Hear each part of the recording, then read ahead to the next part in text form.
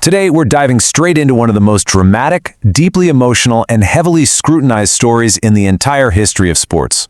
We're talking about Lionel Messi's epic, absolute roller coaster of a battle to cement his legacy. For over a decade and a half, we watched a guy who could literally do the impossible on a football pitch. Yet, hovering over his entire career was this massive, suffocating cloud of expectation. So this is the story of how one man carried the immense weight of an entire nation, faced crushing heartbreak, and ultimately sought redemption on the biggest stage of all. To really understand this journey, we have to start with the core debate that haunted almost his entire career. Honestly, it didn't even matter how many defenders he totally dismantled, how many mind-bending goals he scored, or how many club trophies he won. The agonizing question from critics and fans alike was always just, does all of this club success actually mean anything if he can't lift a World Cup? Was he truly the greatest, or was he missing the one definitive piece of the puzzle? Chapter 1. The Shadow of Maradona. The Impossible Prophecy. Okay, let's dive into this. Back in the summer of 2008, a young Lionel Messi traveled to Beijing and won Olympic gold. It was supposed to be the ultimate catalyst for spectacular success, but instead he was immediately thrust into this massive, overwhelming shadow, the shadow of Diego Maradona's 1986 World Cup glory. The media narrative was totally rigid. Pelé did it, Maradona did it. To sit at the absolute pinnacle of the sport, Messi had to win the World Cup. Literally nothing less would be accepted. Chapter 2. The International Curse. Club Dominance versus National Heartbreak. And this brilliantly illustrates the systemic disconnect going on at the time. At his club, Barcelona, Messi averaged 83 touches per game. He was the beating heart of a well-oiled machine. But with the Argentina national team, like we saw in that match against Croatia, he had only 49 touches. The underlying issue was just a massive, crucial flaw. His national teammates simply weren't getting him the ball. They weren't taking those necessary risks to play it forward, and he just didn't have that organized, unified support system around him that he enjoyed every week at the club level. Without that support, the heartbreak really started to stack up year after agonizing year. Think about it. In 2014, a brutal extra-time loss to Germany after Mario Götze's late goal. Then, in 2015, a heartbreaking penalty shootout loss to Chile in the Copa America final. And in 2016, a total carbon copy. Another Copa America final loss to Chile. 3 consecutive finals, 3 devastating defeats. The absolute crushing weight of these near misses created this agonizing feeling across the football world that he was, well, simply cursed. Now, what's really wild about this period is the staggeringly harsh domestic backlash he faced. Despite being the single reason Argentina was even reaching these finals in the first place, critics were actually calling him a fraud. The commentary was completely ruthless. They claimed that without his Barcelona core, guys like Xavi and Iniesta, he was just average. He was absolutely battered by the press, accused of lacking patriotism, and basically blamed entirely whenever the team fell short. The immense pressure of trying to carry such a dysfunctional team finally broke him.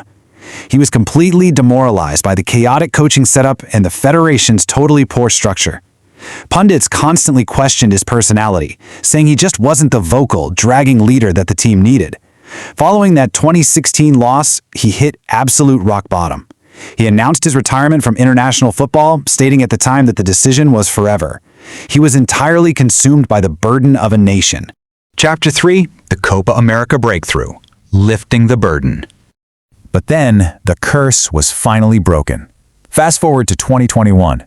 Against all odds and against their fierce rivals Brazil, Argentina actually won the Copa America. The world's greatest player finally secured a major international trophy. You could almost visually see the suffocating pressure just lift right off his shoulders. That toxic narrative that he could never win with his country, it was completely shattered overnight. And this victory brought a massive, noticeable shift in how he was perceived. Behind the scenes, before matches, when Messi stood up to speak, the entire room, players, managers, staff, just went dead silent. The whole narrative that he lacked personality totally vanished. This was now a fiercely unified team, entirely devoted to their captain. They created a stress-free environment where he could, finally, just enjoy playing for his country. Chapter 4. The Final World Cup. The Last Dance in Qatar. But, true to the drama of his entire career, This last dance started with a complete nightmare. Argentina was riding a crazy 36-match unbeaten streak, and then they suffered a shocking 2-1 loss to Saudi Arabia in their opening match. Instantly, the ghosts of his past returned. The critics swarmed right back, asking where is Messi, and loudly declaring that he was finished. The team was instantly pushed to the absolute brink of elimination. So, the absolutely crucial point we have to ask here is, did a 35-year-old Lionel Messi really have the mental fortitude and the sheer physical ability to drag this team back from the abyss? With the entire world watching to judge his ultimate legacy, could he deliver under the most intense pressure imaginable? Well, the answer was a resounding yes. He put the entire team on his back in what analysts could only describe as godlike individual performances. He saved their tournament with a crucial pinpoint strike against Mexico. Then he scored in his 1,000th career game to beat Australia. And against the Netherlands, he delivered a pass that commentators literally said defied physics. I mean, he saw an angle that no one else in the stadium even knew existed. The magic was definitely not running out. If anything, it was peaking. Talk about extreme pressure, though. That Netherlands game pushed them to the absolute limit, going to a highly heated penalty shootout. Under the immense weight of millions of fans and a desperate nation watching back home, Messi stepped up. He answered the call with what was perfectly described as extreme cool. His unbelievable composure completely infected the rest of the team, proving he was exactly the leader they needed in those defining moments. And that sets the stage for the ultimate game, the final against France. It's already being described as one of the greatest football matches ever played. Messi scores twice, Di Maria strikes, but the young French superstar Kylian Mbappe furiously fights back, forcing the game into extra time and then penalties. They were saved only by a miraculous, last-minute stop by Argentina's goalkeeper Emiliano Martinez. The tension was just absolutely suffocating. But then, the final penalty hits the back of the net. Argentina are champions of the world. The 1986 prophecy is finally fulfilled. The commentary described it perfectly, saying Lionel Messi had shaken hands with paradise. The sheer euphoric release, the tears, the raw emotion, it was the culmination of a lifetime of sacrifice, heartbreak, and unimaginable pressure, finally boiling over into pure, undeniable triumph. Chapter 5. The greatest of all time. The debate is settled. When you stack up all his stats, this single monumental victory builds into a completely flawless resume.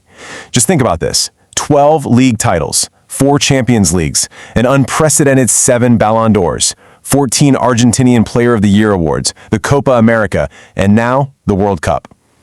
It's a lifetime of absolute statistical dominance that is almost impossible to comprehend.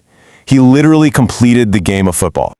As the final whistle blew, the commentators captured the sheer magnitude of the moment perfectly, saying, "He climbs into a galaxy of his own." That dark cloud that hung over his entire career, the constant nagging from critics saying he couldn't be the greatest without a World Cup, it simply vanished into thin air. He finally had the greatest accolade the sport could afford him. Which leaves us with this final thought.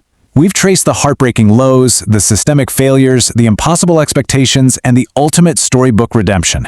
What this journey teaches us about the psychology of sports and the nature of extreme athletic pressure is profound. Even the most unbelievable talents must conquer their own massive mental mountains. He has won absolutely everything there is to win. Now that he has the full set and the shadow of 1986 has been completely lifted, is there any doubt left in your mind that Lionel Messi is the absolute greatest of all time? Thank you for joining me on this explainer. I hope this breakdown offered you a clear look into one of the most incredible journeys